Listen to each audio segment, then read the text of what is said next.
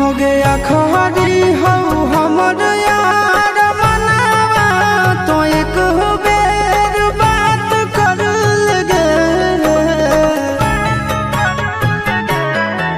हो गया खरी हो हमर यार मनावा तो एक बेर बात कर लगे। हो गे सोना यारवा हो भरती पटनवा में आके मुलाकात कर लेगे।